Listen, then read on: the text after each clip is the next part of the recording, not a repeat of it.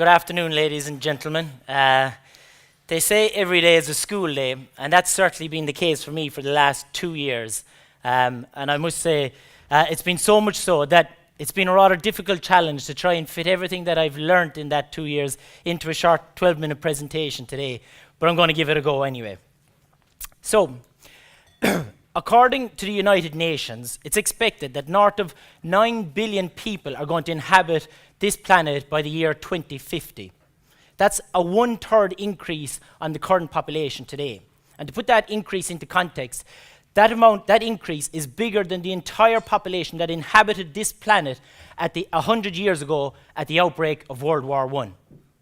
Added to that growth in population, we are also seeing people becoming more affluent and demanding a more westernized diet. Add the two together and you're looking at somewhere in the region of an increase in demand for food of around 60 to 95% over the next 30 odd years. Now that's great news for all us farmers here in the audience, I hear you all saying. Well, that may well be the case, but if we are to achieve that growth in demand for food, we will have to do so while recognizing the limits and the environmental limits of this planet. And that is probably the biggest challenge facing global agriculture and, of course, Irish agriculture today. Now, as farmers, sustainability is a word we hear on almost a daily basis. It was mentioned a good few times by Dennis Brosnan this morning. And it's whether you're attending a conference or farm walk or reading an agricultural-related article, it gets mentioned a good few times. And to me, and what it has been described, I suppose, as having three different elements to it. You've got economic sustainability for your farm. So that looks at, is it capable of generating a profit, an income, a livelihood for the family? Then you've got social sustainability, which looks at things like work-life balance, farm safety, succession planning, and so on. And then the third element of farm sustainability is environmental sustainability. And this is the area, I suppose, that's getting more traction in the wider media on a daily basis. And environmental sustainability encompasses quite a broad range of topics. You've got everything from climate change to biodiversity to water quality. And water quality is the area that I've chosen to focus on for the last 2 years on my Nuffield journey. So, as I mentioned, as being a dairy farmer in Ireland in 2018, I've known only too well how difficult it is to deal with too much or too little water. But water is a vital element to survival on this planet. It is vital to our well-being as individuals, as a society, as an economy, and to our country. And when we look at water quality in relation to agriculture, we have to ask the questions, why do we take it so seriously? And there's a broad range of reasons why we should, but I've summed them up as the 3 C's. You've got compliance, consumer-driven, and conscience. So the first why of why we should look at water quality is compliance. And by compliance, I mean EU legislation such as the Water Framework Directive, which obliges us, or all EU member states, to reach what's called good ecological status in our waters by the year 2027. I'm also talking about the Nitrates Directive, which dictates how and when and what quantities of nutrients we can apply to our land. The second C of why water quality is important to us is consumer-driven. As it has been mentioned this morning, we are a predominantly export-orientated country, and we're constantly striving to compete in a global marketplace. Our consumers, if we want to stay in tune with our consumers and the major retailers, we have to be aware that they are becoming increasingly discerning in relation to the environmental standards that their food is produced to. Our consumers are telling us that water quality is important. And the third C that I'm going to mention is conscience. And as farmers in Ireland, I think it's fair to say that we have a strong attachment to the land. And we see it as more than just a financial asset in our business. And we have a fantastic reputation as being custodians of the land. If we want to protect the integrity of that proud heritage here in Ireland, we must do our utmost to protect water quality. So that's the why. Well, what is the challenge that we face? And there are many challenges out there. The first challenge is the legislation, and it's that Water Framework Directive that I mentioned. And it requires all EU member states to reach what's called good ecological status by the year 2027. Now, what does good ecological status mean? Well, the parameters combined together give us a rating of either 1 to 5, with 1 being poor and 5 being good water quality. And we're aiming to get everything into categories 4 and 5. And as you can see on the screen there, the green and the blue represent category 4 and 5. So we are doing a good job in relation to some areas, groundwater being the one on the bottom there, where we're achieving over 90% of the Water Framework Directive measures. But there are other areas, like estuary waters and lakes, and some rivers as well, where we have a good bit of work to do if we are actually going to achieve the commitments of the Water Framework Directive.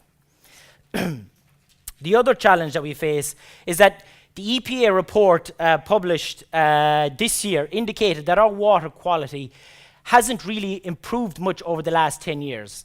There has been some improvement in some catchments, but equally there's been deterioration in other catchments.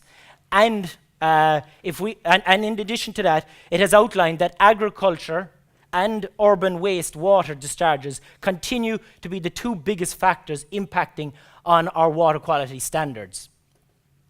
So, to sum up the challenge that we are facing, we've got to meet this EU legislation. What we've been doing up to now isn't going to get us there, and agriculture clearly has a big role to play if we are actually going to achieve those standards. So that's the challenge. Moving on to the opportunity, and there absolutely no doubt is opportunities in relation to water quality and the environment. Even Dennis Brosnan this morning, when he was asked what did he feel was the biggest opportunity out there today, he mentioned environmental sustainability, and I'm a firm believer of that also. For our opportunity, I guess I refer back to the FoodWise strategy that was published in 2015. And as part of that strategy, the government outlined that there was 2 pillars to achieving that ambitious growth targets. That was economic competitiveness and environmental sustainability. And as a country, as an agricultural country, and as I suppose looking at our dairy industry, we have an excellent reputation with our grass-based dairy operations in Ireland. And I suppose it's the envy of many other countries out there. And some of the countries I've visited, such as the Netherlands and in the likes of New Zealand and Denmark, they have big issues with water quality today, which is probably and arguably their biggest limiting factor to further growth in their dairy industries.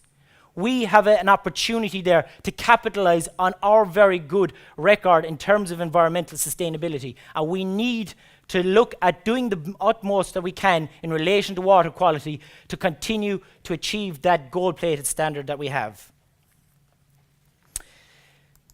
Now, moving on to the international perspective, and I'm going to talk about 2 of the countries that I visited today. The first up is the UK. Last year, I visited Wessex Water in the southwest of England, and they're providing drinking water to approximately 1.3 million people, and the majority of their water sources come from chalk and limestone soil that is prone to leaching, and they have an issue with nitrates and pesticide residues in the water. And the standard method of dealing with those problems up to a number of years ago, I suppose, was to build water treatment plants. But they're quite expensive and not the most desirable way of achieving high drinking water quality standards. So what Wessex Water did was they started working with the farmers in their catchment areas, and they employed agricultural advisors who worked, as I say, in collaboration with farmers. And they implemented initiatives like buffer zones, catch crops, altering the dates that they sow their winter crops, and reducing the amount of poaching happening over the winter periods. And they've had fantastic success in terms of reducing the nutrient load on water and getting buy-in from farmers. I think probably most of you would agree that when it comes to British farmers, they don't necessarily like a lot of regulations, probably the same as us here in Ireland, and maybe part of the reason why they're looking to leave the EU. But I think the approach that Wessex Water took was, rather than regulate and enforcing farmers to do this, they looked at collaborating with them and have had good results. Another initiative that Wessex Water have implemented, and I think it's something that could be useful here for us in Ireland, is an online trading platform called OnTrade. And it's basically something similar maybe to what we might call the the global dairy milk platform, and it allows sellers of environmental services to trade online. So you have your buyer of environmental services, such as Wessex Water, who are looking to reduce the nutrient load in a particular catchment area. And they know that they can achieve that by growing X amount of a cover crop. So they offer that cover crop on the online trading platform, and farmers can then bid to grow those crops based on what they feel is a reasonable return for their efforts. As I say, rather than being compulsory, it's a market-driven approach to achieving environmental standards and improving water quality. And I think it's an interesting idea that we could possibly look at here in Ireland. Another country that I visited was the Netherlands. And they're a fascinating country to look at as a whole in terms of agriculture. They're very progressive in terms of how they approach problems. They're very innovative, and they're very much quick adopters of technology. For a small landmass, they're capable of producing, they're number 2 exporter of food in the world. But they're not without their challenges as well. They have got an intensive confined dairy system, which has led to issues around water quality, with phosphates being the big one. Since 2016, they basically have a new quota system which restricts the amount of cows they can have in the country. And they've had to cull over 100,000 cows since they have come in place. And also they've had issues with getting the derogation from Europe. Moving on to what Irish is doing well. We're doing quite a lot in relation to water quality standards. We've got a fantastic research and advisory service out there. We've got, and the Agricultural Catchments Programme is probably the best example of that, and it is demonstrating how intensive grass-based dairy is compatible with water quality. There are areas that we can improve on as well, such as soil fertility. At the moment, only 12% of our soils are reaching the are at optimum fertility in terms of pH, P's and K's. So there's a lot we can do there. Another area that we can improve on is in terms of nutrient applications, taking up new technologies such as low emissions for spreading slurry, calibrating fertilizer spreaders, using GPS technology to apply the nutrients where they are most needed. Finally, moving on to my recommendations. And while I think we are doing a good job, there's certainly more that we can do. And my report outlines a number of recommendations, and I'll just touch on 2 this afternoon. The first is in relation to that agricultural catchments program that I mentioned.